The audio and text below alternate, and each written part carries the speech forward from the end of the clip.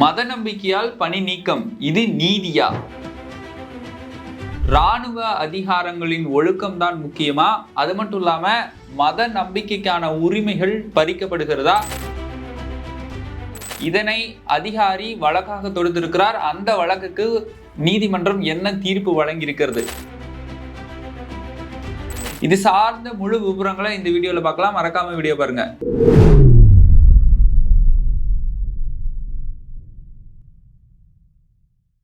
கோபாசை நண்பர்களுக்கு வணக்கம். நான் உங்களை சின்ன அரசியல்களும் தொடர்ந்து பேசுவோம், உண்மை உறக்க சொல்வோம். வாங்க வீடியோக்குள்ள போலாம். ஒரு மதத்தை கடைபிடிக்கக்கூடிய ராணுவ அதிகாரி இன்னொரு மதம் சார்ந்த விழாவுக்கு அழைப்பு விடுக்கப்படுகிறார். அந்த அழைப்பை இவரை மறுக்கிறதுனால இவரை ராணுவ பணியில இருந்தே நீக்கிட்டாங்க. இது நீதியா இல்ல ராணுவத்தோடைய ஒழுக்கம் தான் முக்கியமா, மதத்தோடைய உரிமை பறிக்கப்படுகிறதா அப்படிங்கிற ஒவ்வொரு விவரமா இந்த வீடியோல பார்க்கலாம். இந்த நிகழ்வு 2021 நடைபெற்றது. ஒரு ராணுவத்துல லெப்டினன்ட் பதவி வகிக்கக்கூடிய ஒரு ராணுவ அதிகாரி 2021 ஹிந்து மதம் சார்ந்த ஒரு நிகழ்வுக்கு அழைக்கப்படுகிறார். அந்த அழைப்பை அவர் நிராகரித்து விட்டார். ஏன் நிராகரித்தார் என்றால், நான் ஒரு கிறிஸ்டியானிட்டியை ஃபாலோ பண்றவன், இந்த மாதிரியான இந்து மத விழாவுக்குள்ள நான் வரமாட்டேன் அப்படின்னு ஒரு சார்பு அதிகாரி அழைக்கிறாரு. இவரு நிராகரித்துட்டார். இதனாலதான் உச்ச நீதிமன்றம் அவருடைய பதவியை நீக்கிட்டாங்க. நீக்கினது மட்டும் இல்லாம அந்த பதவி நீக்கினது சரிதான் அப்படின்னு தீர்ப்பும் கொடுத்திருக்கிறாங்க. ஏன் அந்த ராணுவத்துல இருக்கக்கூடிய பதவியை நீக்கினாங்கன்னா, டிஸ்ஒபீடியன்ஸ் ஆஃப் கமாண்ட் அப்படிங்கிற ஒரு இதை சொல்லிதான் இவருடைய பதவியை நீக்கி இருக்கிறாங்க. இந்தியாவுடைய அரசியலமைப்பு சட்டம் என்ன சொல்லுது அப்படின்னா, மதத்தை நீங்க பின்பற்றலாம், எந்த மதத்தை வேணா ஃபாலோ பண்ணலாம். ஆனா இது அரசுக்கோ நீதிக்கோ இராணுவத்துக்கோ இது சரிப்பட்டு வராது. இது எல்லாமே கட்டுப்பாடு உடையதுதான்.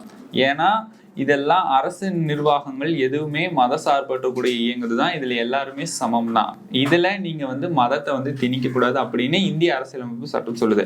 இதுவே இராணுவத்துடைய விதி என்னன்னா, ஒபீடியன்ஸ் ஆஃப் கமாண்ட். அதுதான் இராணுவத்துடைய அடிப்படை விதி. யார் எது சொன்னாலுமே செய்யணும். மதம், மொழி, இனம் இது எல்லா மூணையுமே தவிர்த்துடணும். இதை தவிர்க்கிறதுக்காக தான் யூனிஃபார்ம் கொடுத்து எல்லாத்தையும் ஒற்றுமையா வழி நடத்துறதுக்காக தான் ராணுவத்துல இந்த மாதிரி செயல்பட்டு இருக்கிறாங்க. இதை முன்வைக்கிற ராணுவமுடைய அடிப்படை கொள்கையே எந்த அதிகாரி எது சொன்னாலும் அந்த கமாண்டுக்கு ஒபீடியன் பண்றது தான். இதுதான் ராணுவத்துடைய அடிப்படை ஒழுக்கம். இதை அவரு மறுத்ததுனாலதான் அவருடைய பதவி நீக்கம் செய்யப்பட்டாரா அப்படின்னு கேள்வி கேட்டா, ஆம் அப்படின்னு தான் நீதிமன்றம் பதிலளித்துக்கிறது. நீதிமன்றத்துடைய பதில் என்னவாக இருக்குதுன்னா, இவரு நான் இந்த மதத்தை சார்ந்தவன் அப்படின்னு இவர் முன் வைத்தாலுமே இராணுவ ஒழுங்கு கட்டுப்பாடு விதியை அவர் எதிர்த்ததுனாலதான் இவரு பணி நீக்கம் செய்யப்பட்டார் அப்படின்னு உச்ச நீதிமன்றத்திலிருந்து தீர்வு வந்திருக்கு. இதை ஒரு சில விவாதத்துக்குரிய கருவியை மாத்துவோம். நம்ம எப்படின்னா, மத நம்பிக்கை தான் முக்கியமா இல்ல தொழில் முக்கியமா அப்படின்னு பார்த்தோம்னா, மத நம்பிக்கை அப்படிங்கிறது தனி மனிதனுடைய சுதந்திரம். யாரு வேணுமாலும் எந்த மதத்து வேணாலுமே பின்பற்றிருக்கலாம். அதுவே தொழிலுக்கு போகும்போது, தொழில் அப்படிங்கிறது என்ன? மத சார்பற்று இயங்கக்கூடிய ஒரு அதுதான் தொழில். அந்த தொழில போய் நம்ம மதத்தை கடைபிடிக்கிறோம், இல்ல இந்த மதத்தை தான் நம்ம பின்பற்றுவேன் அப்படின்லாம் சொல்லக்கூடாதுன்னு தான் சொல்லலாம். தொழில் அப்படின்னு வந்துட்டா எல்லாரும் ஒற்றுமையா இயங்கக்கூடியதுதான் தொழில். அதுவே மத ஒழுக்கமா இருந்தா அது தனி மனிதனுடைய சுதந்திரம். தனி மனிதனுடைய சுதந்திரத்தையும் தொழிலையும் நம்ம வேறுபடுத்தி தான் பார்க்கணுமே தவிர ரெண்டையும் ஒன்னா பார்க்க கூடாது. அதற்காக தான் இராணுவத்துல எல்லாருமே ஒரே மதத்தை சேர்ந்தவங்க இருக்க மாட்டாங்க. ஒவ்வொருத்தரும் விதவிதமான அவங்களுக்கு பிடித்த மதத்தை சேர்ந்தவர்கள் தான் இராணுவத்துல இருப்பாங்க. அதுக்காக தான் யூனிஃபார்ம் கொடுத்து ஒற்றுமையா நடத்தப்படுறாங்க. மொழி, இனம் வேறுபாடுலாம் இருக்கக்கூடாது அப்படின்னு சொல்லிட்டு தான் இராணுவத்துக்கு எல்லாம் வராங்க. வந்ததுக்கு அப்புறம் இந்த மாதிரியான விஷயங்கள் ஈடுபடுறதுனாலதான் இராணுவத்துடைய பேரும் போகுது. இதனால நாட்டு மக்களை பாதுகாக்கக்கூடிய அந்த தருணமும் சீர்குலைக்கப்படுதுன்னு தான் சொல்லலாம். இப்படி ஒரு மத விழாவுக்கு அவங்க அழைப்பு விடுக்கிறாங்கன்னா, இதுல நம்ம கட்டாயமா பங்கேற்கணுமா அப்படின்னு நீங்க கேட்கறது எனக்கு தெரியுது.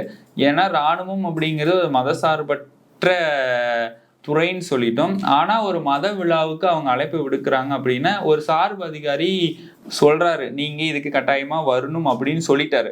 சொன்னதுக்கு அப்புறமும் அவரை நாம் நிராகரிக்க கூடாது. ஏன்னா அவரு நம்மளை விட ஒரு பெரிய அதிகாரியா இருக்கின்ற பொழுது அவர் சொல்ற வார்த்தைக்கு நாம் கட்டுப்பட்டு தான் செயல்பட வேண்டும் அப்படிங்கிறது தான் ஒரு நிதர்சனமான உண்மை. இதை 2 தரப்பா இருந்து ஆராயலாம். அந்த அதிகாரி சாமுவேல் அப்படிங்கிற அதிகாரி தரப்புல இருந்து ஆராய்ந்தோம்னா அவரு கிறிஸ்டியானிட்டி ஃபாலோ பண்றவர். ஒரு கிறிஸ்டியானிட்டி ஃபாலோ பண்றவர் இன்னொரு மத நடக்கக்கூடிய விழாவில் பங்கேற்கணும்னு கட்டாயமா அழைப்பு விடுத்ததுனால அவருடைய மதத்துடைய சுதந்திரம் பறி போயிருக்கு, இல்லை இது சட்ட விரோதமா இருக்கு அப்படின்னு அவருடைய தரப்புல இருந்து சொல்லலாம். இதுவே நம்மளுடைய நீதிமன்ற தீர்ப்புல இருந்தும் ராணுவ பக்கம் சொல்லணும்னா ராணுவத்துடைய கட்டுப்பாடு என்ன? Obedience of command. யார் எது சொன்னாலும் அதுக்கு நம்ம ஒபீடியன் பண்ணணும். அப்ப இவரு அந்த அதிகாரியை நிராகரித்திருக்கிறார். இதனால இது மிகப்பெரிய குற்றம், தண்டிக்கப்பட வேண்டும்னு சொல்றாங்க.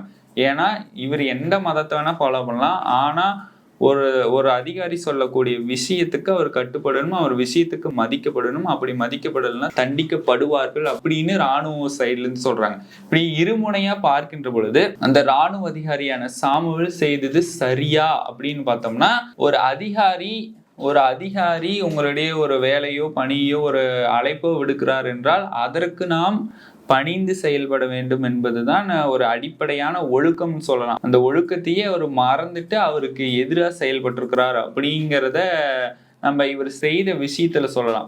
ராணுவத்துடைய ஒழுக்கம் தெரிந்து கொண்டுதான் அவர் ராணுவத்திற்கே வந்திருக்கிறார். வந்துட்டு இவர் இந்த மாதிரியான விஷயங்களை ஈடுபடுறது தவறு அப்படின்னு நீதிமன்றம் சொல்லியிருக்காங்க.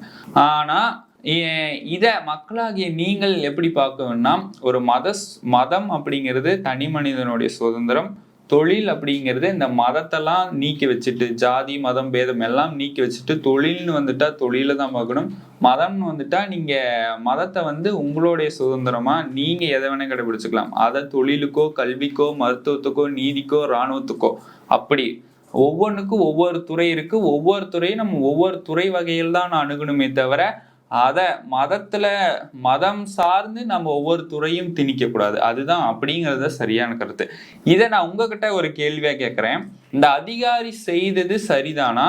நீங்க அதிகாரி பக்கம் நிக்கிறீங்களா, இல்ல ராணுவம் செய்ததுதான் சரி அப்படின்னு நீங்க சொன்னீங்கன்னா ராணுவ பக்கம் தான் நிக்கிறேன், நான் ராணுவ பக்கம் தான் நிக்கிறேன் அப்படிங்கிற கருத்தை மறக்காம கமெண்ட் பாக்ஸ்ல தெரிவிச்சுட்டு போங்க.